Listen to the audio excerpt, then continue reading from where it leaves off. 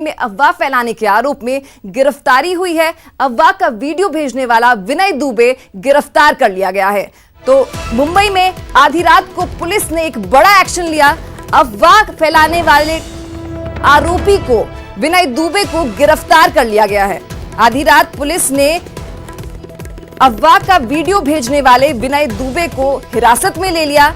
आप TV screen पर तस्वीरें देख सकते हैं। इस अफवाह की वजह से कितने लोग, कितने प्रवासी मजदूर एक जगह इकट्ठे हो गए, जिससे संक्रमण फैलने की कितनी संभावनाएं बढ़ गई हैं। तो एक बड़ी लापरवाही और अब पुलिस का एक्शन, इस पर अफवाह का वीडियो भेजने वाले विनय दुबे को गिरफ्तार कर लिया गया है। एपिडेमिक एक्ट के तहत ये गिरफ्तारी की गई। आप तस्वीरों में देख सकते हैं, मुंबई के बांद्रा की ये तस्वीरें हैं, जहां अफवाह के बाद इतने लोग एक साथ इकट्ठा हो गए, जिससे संक्रमण फैलने की संभावना एकदम बढ़ जाती है। 14 तारीख को अगर लॉकडाउन खत्म होता है, उसके बाद 15 तारीख को सवेरे मुंबई के अलग अलग ठिकानों से करीबन 40 बसेस हमने अरेंज की है, जो इन मजदूरों को यहां से ले जाके अपने अपने राज्यों में इसे छोड़ेंगे। और ये पूरी जो सुविधा है, इन मजदूरों से कोई भी पैसा नहीं लिया जाएगा। ये पूरी तरह से निःशुल्क सुविधा है इन मजदूरों को अपने गांव, अपने प्रदेश छोड़ने के लिए। और इन सारी चीजों को लेके हमने निवेदन किया है महाराष्ट्र सरकार से और खास करके केंद्र सरकार से कि 14 तारीख के बाद अगर थोड़ी सी रियायत या हमें परमिशन दी जाती है, अगर ये लॉकडाउन हटता है, तो हम ये 40 बसेस में इन मजदूर वर्ग को ले जाके अपने अपने गांव, अपने प्रदेश छोड़ना चाहते हैं। क्योंकि ये जो ऐसा वर्ग है जो महाराष्ट्र में डेली काम करता है और डेली कमाई करके अपना परिवार का पेट पालता है। चलिए बात कोरोना अपडेट की। देश में कोरोना मरीजों की संख्या 10,815 हो गई है। 24 घंटे में कोरोना के 1,463 मरीज मिले हैं। अब तक देश में कोरोना से 353 लोगों की मौत हो चुकी है। देश में कोरोना से 1,190 लोग ठीक भी हुए हैं। महाराष्ट्र की बात करें तो महाराष्ट्र में सबसे ज्यादा केस सामने आए हैं। महाराष्ट्र में ये आंकड़ा 2,684 है। तो देश में कोरोना मरीजों की संख्या 1,190 लोग ठीक हुए हैं। वहीं महाराष्ट्र की बात करें तो महाराष्ट्र में 2,684 लोग संक्रमित हैं। देश के आंकड़े की बात करें तो देश में 10,815 लोग कोरोना वायरस से संक्रमित हैं।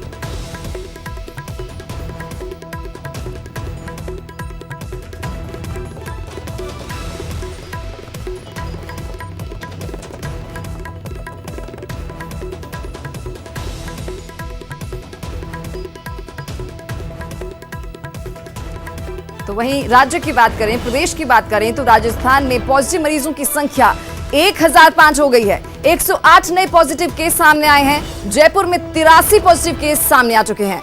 प्रदेश में कोरोना से अब तक 11 लोगों ने अपनी जान गंवा दी है। जोधपुर में यह आंकड़ा 13 है। जैसलमेर और झुंझुनू की बात करें तो यहां पर एक पॉजिटिव केस सामने आया है। कोटा की बात करें तो कोटा में 8 पॉजिटिव केस हैं। झालावाड़ में भी 2 पॉजिटिव केस मिल चुके हैं। तो आपकी टीवी स्क्रीन पर ग्राफिक्स हैं। ग्राफिक्स के जरिए ये आंकड़ा आप अपनी टीवी स्क्रीन पर देख पा रहे हैं। राज्य में, राजस्थान में, प्रदेश में अब तक 1005 पॉजिटिव केसेस रिपोर्ट किए गए हैं। इसी के अलावा 63 लोग ठीक भी हुए हैं। वहीं मौत का आंकड़ा 11 है। चलिए मैप के जरिए समझते हैं कहां पर कितने केसेस हैं। जयपुर की बात करें तो जयपुर में सबसे ज्यादा 453 केसेस अभी तक रिपोर्ट किए गए हैं। जयपुर में 453 केस। भीलवाड़ा की बात करें तो भीलवाड़ा में 28 पॉजिटिव केसेस रिपोर्ट किए गए हैं। झुंझुनू की बात करें तो झुंझुनू में यह आंकड़ा 32 है। चूरू में यह आंकड़ा 14 है। अजमेर में अभी तक 5 पॉजिटिव केस रिपोर्ट किए गए हैं। वहीं जोधपुर की बात करें तो यहां भी यह आंकड़ा बेहद बड़ा है। 149 लोगों को पॉजिटिव पाया गया है। वहीं प्रतापगढ़ की बात करें तो यहां पर 2 पॉजिटिव केस सामने आ चुके हैं। वहीं पाली, सीकर में भी 2 पॉजिटिव केस सामने आ चुके हैं। डूंगरपुर की बात करें तो यहां पर अभी तक 5 पॉजिटिव केस रिपोर्ट किए गए हैं। वहीं टोंक की बात करें तो यहां पर 59 लोगों को पॉजिटिव पाया गया है। बांसवाड़ा की बात करें तो बांसवाड़ा में भी टोंक की ही तरह 59 पॉजिटिव केस हैं। झालावाड़ की बात करें तो यहां पर 17, अलवर में 7, उदयपुर में 4, जैसलमेर की बात करें तो यहां पर 30, कोटा में 57 और बीकानेर में यह आंकड़ा 34 है।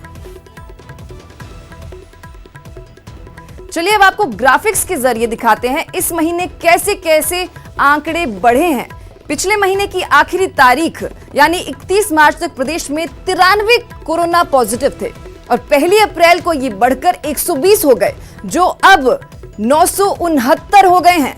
1 अप्रैल को ये आंकड़ा 120 था, 2 अप्रैल को ये आंकड़ा बढ़कर 133 हो जाता है, 3 अप्रैल को यह आंकड़ा 179 हो गया। वहीं 4 अप्रैल की बात करें तो 4 अप्रैल को यह आंकड़ा बढ़कर 200 के आंकड़े को क्रॉस कर गया, 204 ये आंकड़ा हो गया और 13 अप्रैल को यह आंकड़ा 800 को पार कर गया, 897 लोग पॉजिटिव पाए गए।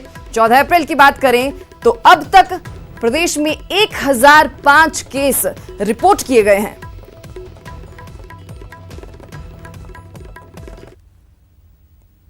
गहलोत सरकार ने कोरोना वायरस संक्रमण को फैलने से रोकने के लिए बड़ा कदम उठाते हुए पैरोल पर चल रहे कैदियों की पैरोल अवधि बढ़ाने का अहम फैसला लिया है।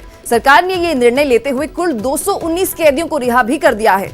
जेलों में कोरोना वायरस का संक्रमण ना फैले, इसके लिए कैदियों को रिहा किया जाएगा। इसमें वो कैदी भी शामिल हैं जो पहली बार जेल में आए हैं और उनका व्यवहार ठीक रहा है। गृह विभाग के अधिकारियों के मुताबिक सामान्य श्रेणी के कैदी रिहा किए जाएंगे। पॉक्सो एक्ट, मनी लॉन्ड्रिंग, आर्थिक अपराध, एसिड अटैक, दुष्कर्म, डकैती, हत्या, यौन अपराध, मादक पदार्थों की तस्करी, राष्ट्र विरोधी और आवंटित गतिविधियों में सजा काट रहे कैदियों को रिहा नहीं किया जाएगा। उत्तर प्रदेश, पंजाब, हरियाणा और महाराष्ट्र सरकार ने भी सामान्य श्रेणी अपराध के कैदियों को पैरोल पर रिहा कर दिया है। तो गहलोत सरकार का एक बड़ा फैसला, पैरोल अवधि बढ़ा दी गई है और कुछ कैदियों को छोड़ा भी जाएगा। अब प्रदेश में किसी भी जिले से कोरोना मरीजों को जयपुर रेफर नहीं किया जा सकेगा। अब कोरोना मरीज को उन्हीं के जिले के अस्पताल में भर्ती करवाकर उनका इलाज करवाया जाएगा। अतिरिक्त मुख्य सचिव रोहित कुमार सिंह ने कोरोना संदिग्ध और संक्रमितों के उपचार और क्वारंटाइन के लिए विशेष दिशा निर्देश जारी किए हैं। चिकित्सा एवं स्वास्थ्य मंत्री डॉक्टर रघु शर्मा ने बताया कि जयपुर में कोरोना संक्रमण के लक्षण और 60 वर्ष से अधिक आयु के और किसी अन्य गंभीर बीमारी से ग्रसित मरीजों की इलाज के लिए सवाई मानसिंह चिकित्सालय, RUHS अस्पताल या महात्मा गांधी अस्पताल, सीतापुरा अस्पताल में भर्ती करवाया जाएगा। में आज पॉजिटिव मरीजों की संख्या 969 हो गई। इसमें से 71 मरीज आज जो 2 बजे तक रिपोर्ट प्राप्त हुई है उसमें जयपुर से अकेले पॉजिटिव हुए हैं और 1 मरीज झुंझुनू में पॉजिटिव केस के रूप में आया है। इसमें से कुल 147 लोग ठीक भी हो चुके हैं और उनमें से 74 को डिस्चार्ज भी कर दिया गया है। जो भर्ती मरीज हैं वो करीब 687 वार्ड के अंदर है और 10 ICU में है, लेकिन वो विदाउट वेंटिलेटर के सपोर्ट के हैं। राज्य में ये उम्मीद की जाती है कि इस महामारी के दौर में सभी प्राइवेट हॉस्पिटल अपनी जिम्मेदारी का निर्वहन करेंगे, लेकिन कुछ अस्पतालों ने इसमें आनाकानी की और आज सरकार के द्वारा उनमें से 1-2 अस्पतालों को नोटिस भी दिया गया है। आज जिम्मेदारी सबकी बनती है, चाहे सरकारी क्षेत्र में अस्पताल हैं या प्राइवेट क्षेत्र में जो अस्पताल है काम कर रहे हैं हम, वो लोग आनाकानी नहीं कर सकते किसी के इलाज के लिए। उनकी जिम्मेदारी उनको निभानी पड़ेगी और इसको सरकार इंश्योर भी करेगी। अभी तक हमने जो मुख्यमंत्री जी के निर्देश थे, ज़्यादा से ज़्यादा जांचें की जाए, करीब 35,000 सैंपल्स कलेक्ट किए गए जिनकी जांचें हुई और उसी में से ये पॉजिटिव मरीजों की संख्या सामने आई है। जितनी ज़्यादा जांचें होगी सच्चाई हमारे सामने आएगी और सच्चाई जब हमारे सामने आएगी तभी हम स्थिति पे नियंत्रण पा सकते हैं। कोरोना को लेकर कोटा के डॉक्टर्स ने एक मिसाल कायम की है। सुपर स्पेशलिटी के आइसोलेशन वार्ड में भर्ती कोरोना के 63 पॉजिटिव मरीजों में से 27 मरीजों की जांच रिपोर्ट नेगेटिव आ गई है, जबकि 11 मरीजों की रिपोर्ट तो दूसरी बार नेगेटिव आई है। पॉजिटिव होने के बाद मरीजों के ठीक होने की सूचना के बाद उनके परिजनों और अस्पताल प्रशासन में भी खुशी की लहर है। कोटा के सुपर स्पेशलिटी के आइसोलेशन वार्ड में कोटा और झालावाड़ के 63 पॉजिटिव मरीजों का इलाज चल रहा है, जिसमें से 27 मरीज नेगेटिव मिले हैं, जबकि 11 मरीजों की तो दूसरी बार रिपोर्ट नेगेटिव आई है।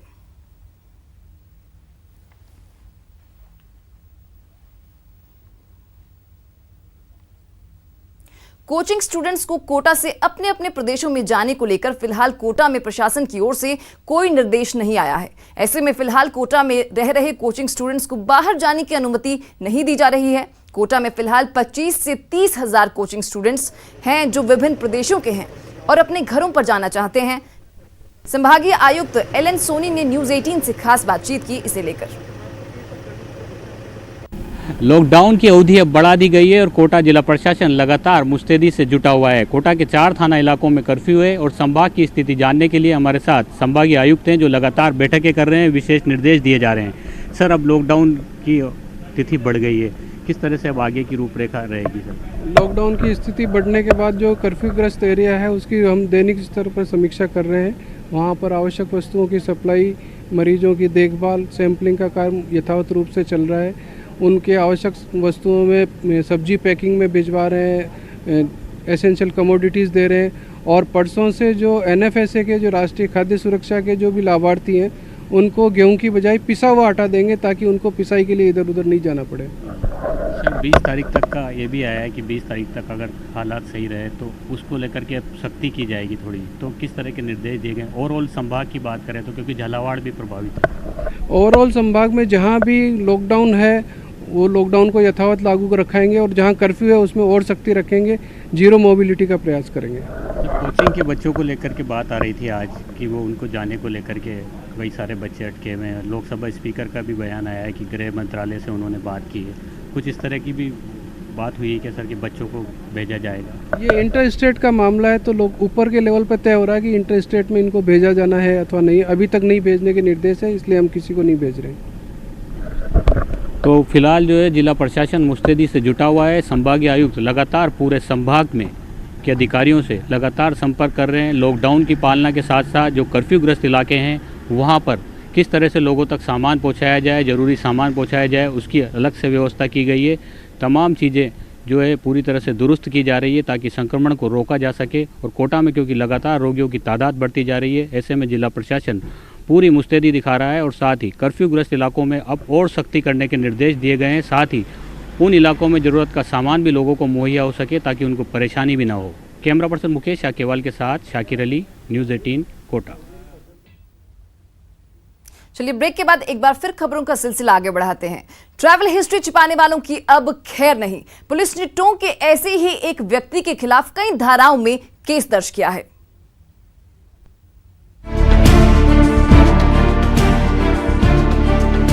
गलियों में गश्त लगाती पुलिस की तस्वीर इतनी कॉमन हो चुकी है कि शायद ही इस पर किसी का ध्यान जाता हो। जनता जनार्दन से लॉकडाउन का पालन करने के लिए पुलिस एड़ी चोटी का जोर लगा रही है, दिन रात सड़कों पर पहरा दे रही है। लेकिन यहाँ मामला दूसरा है। खाली पड़े मकान पर दस्तक के मायने बड़े गहरे हैं, इतने गहरे कि सुनने वाला तख्ते में आ जाए, सांस हलक में अटक जाए। टोंक पुलिस यहाँ उस शख्स की तलाश में पहुंची है जिसकी वजह से 20 से 25 लोगों की जान मुश्किल में जा फंसी है। टोंक के नासिर के खिलाफ कार्रवाई की गई। ट्रैवल हिस्ट्री छुपाने पर कार्रवाई की गई। तबलीगी में शामिल होने की जानकारी छिपाई। नासिर के खिलाफ कई धाराओं में केस दर्ज कर लिया गया है। अब ये मत समझिए कि टोंक के 20 से 25 लोगों को संक्रमित करने वाला नासिर कोरोना से बच गया। नासिर जांच में कोरोना पॉजिटिव पाया गया, जिसका फिलहाल जयपुर के SMS में इलाज चल रहा है। आपको बताते चले कि टोंक में अब तक 59 मामले सामने आ चुके हैं, इसलिए सच मत छिपाइए। कोरोना के खिलाफ जंग में समझदारी दिखाइए, खुलकर बाहर आइए। न्यूज़ 18 राजस्थान के लिए जयपुर से सौरभ के साथ टोंक से मनोज तिवारी की रिपोर्ट। कर्फ्यू को तोड़ने वालों के खिलाफ दौसा पुलिस पूरी तरह से एक्शन में है। पुलिस के सख्त एक्शन का वीडियो सोशल मीडिया पर वायरल हो रहा है, जिसमें पुलिस वाला एक स्कूटी सवार की पिटाई करता दिख रहा है।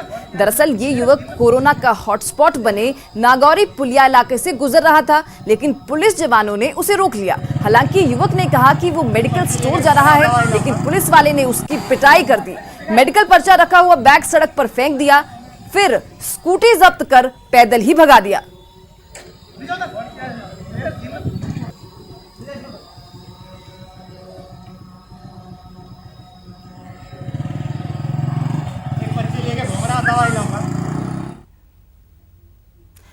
दिखाते हैं कैसे एक परिवार को चिकित्सा विभाग को सूचना देना भारी पड़ गया।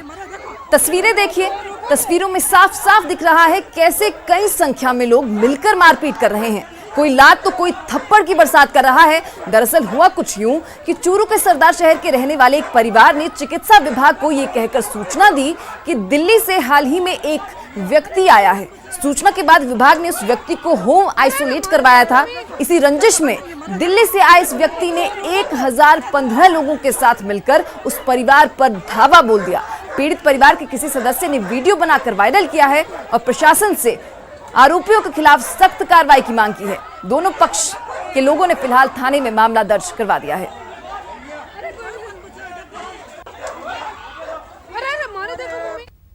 चलिए बात लॉकडाउन में चल रही कालाबाजारी की, जहां कोटा में एक मेडिकल शॉप चालक ने घर पर दवाई पहुंचाने के लिए पीड़ित से 800 रुपए सप्लाई चार्ज मांगा। पीड़ित भीमगंज मंडी इलाके का रहने वाला है, जबकि मेडिकल शॉप तलवंडी क्षेत्र के पास निजी टीटी हॉस्पिटल परिसर में है। पीड़ित ने मेडिकल शॉप संचालक के होम डिलीवरी चार्ज 800 रुपए मांगने का ऑडियो भी न्यूज 18 राजस्थान को भेजा है। पीड़ित ने इसकी शिकायत जिला कलेक्टर को भी दे दी है।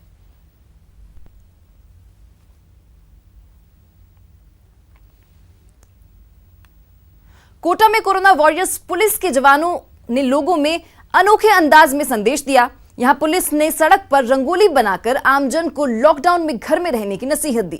कैथूनी पोल थाना के सामने पुलिस ने रंगोली बनाई। कैथूनी पोल थाना क्षेत्र में 6 अप्रैल से कर्फ्यू लगा हुआ है।